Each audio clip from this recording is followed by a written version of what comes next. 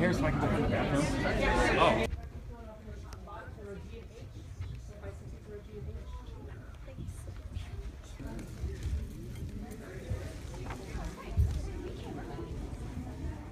Every seat's taken. So embarrassing.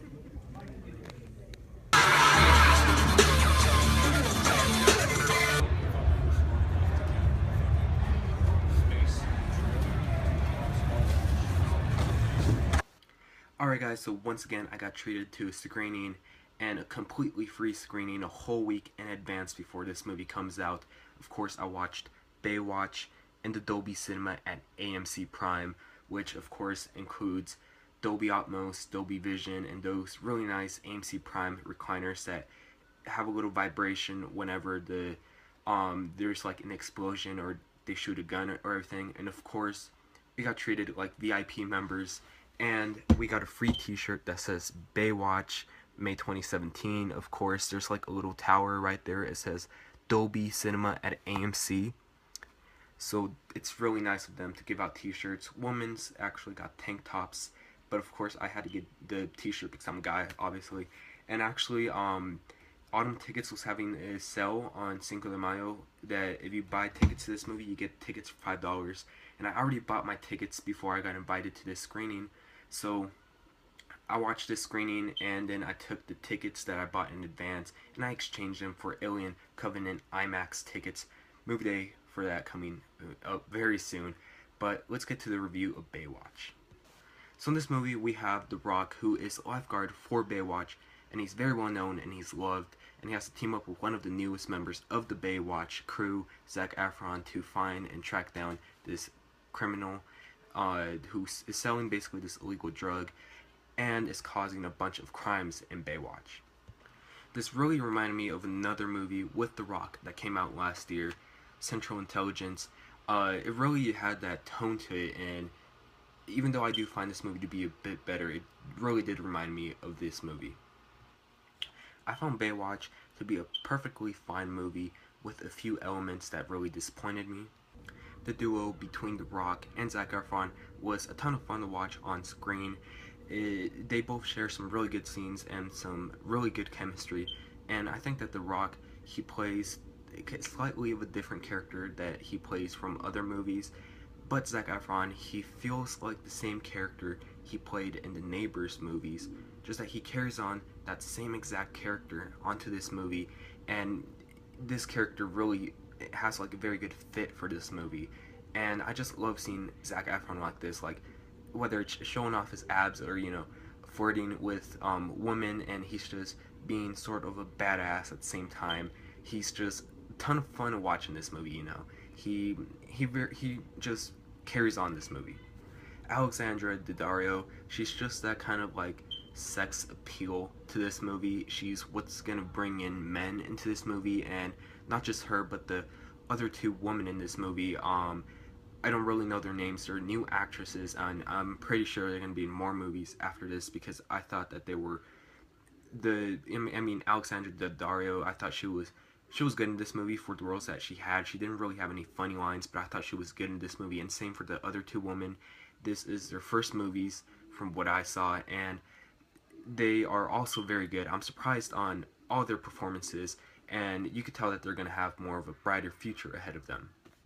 John Bass, he was basically just there for like all the technical stuff. He was like that nerd that worked for Baywatch, and I thought he was fine. I thought he could have been better. I thought his character could have been funnier, but they do take advantage of his character, especially in the third act, and he was okay. I can't say her name. She's a Bollywood actress, and she's basically the villain in this movie. She was good.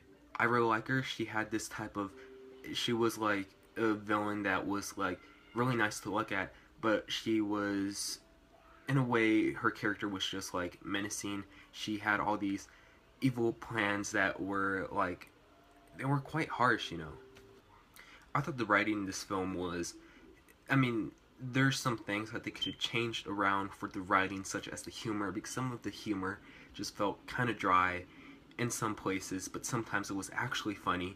But one of the things that really bummed me out about this movie was the comedy aspect. Of course, like I said, the humor was dry sometimes, and I just wish it could have been better. And some of the good humor, the really good humor they gave out in the trailers, and that only leaves them to give out some very few jokes that you haven't heard that were actually funny in this movie that you haven't seen in the trailers. But there are jokes that just try to be funny, and they were just dry, and they couldn't quite get me to laugh. Of course, like expected, there's sex jokes in this movie. It's very raunchy, and it it, it could be funny sometimes, but there's just this one penis joke that went on for 5 minutes, and 4 minutes too long. I mean, a minute was fine, and it was funny at first, but then it just kept on going, and it extended, and I mean, you're all like, I get it, his penis is stuck inside that thing. Can we just move on to the story? And it just goes on forever, and it's just, if you, when you watch the movie, you're gonna know which joke or, gag exactly I'm talking about. And I'm not sure if I should be surprised by this, but some of the CGI in this movie could be pretty bad, while some could actually be good. But for example, once the title card in this movie pops up, you have these dolphins just like popping out of nowhere to the title, and you could easily tell they're CGI'd. It's green screen, you could tell. And just some of the CGI, I mean, it's a comedy, action comedy, so I shouldn't really be surprised that some of the CGI was bad. But on the other hand, it had some good CGI. As for my experience in Dolby Cinema at AMC Prime, of course I experienced it that way. Here's the way to put it.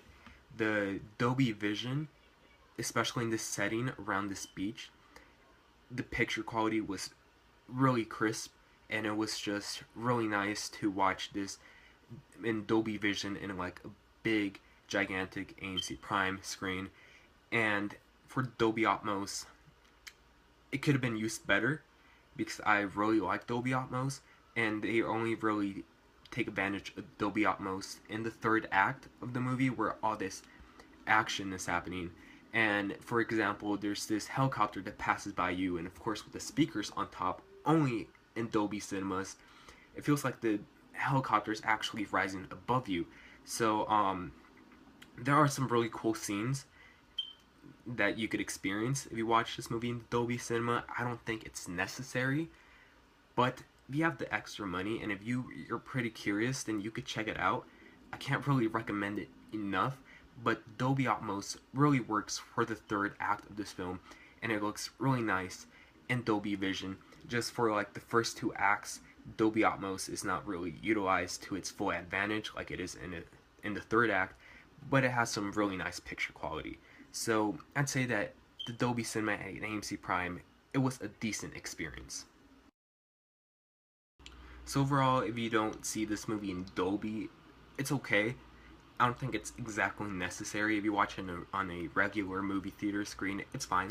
But overall, Baywatch was a fun movie. It's a film that I could call a fun summer movie. It was a fun time to watch, especially at the theater with this audience. And it's one of those movies that you could definitely go watch with your friends and just sit down and have fun. That's my advice if you go see this movie. But I'm gonna say that this movie is definitely matinee / discount day worthy, so you can watch it at cheap matinee or on a $5 Tuesday or something like that. And that's why I'm gonna give Baywatch a B. If you like raunchy comedies like me, then yeah, you should see Baywatch. You'll have fun. If you don't like raunchy comedies, then that's all this movie is, so don't watch this if you don't like those type of comedies. But anyways, like always, thank you so much for watching. Have you guys seen Baywatch? Have you guys seen it, or if you guys are going to see it when it opens in theaters on May 25th, this Thursday, please let me know. Anyways, thank you so much for watching, and like always, like and subscribe, and I'll see you guys later.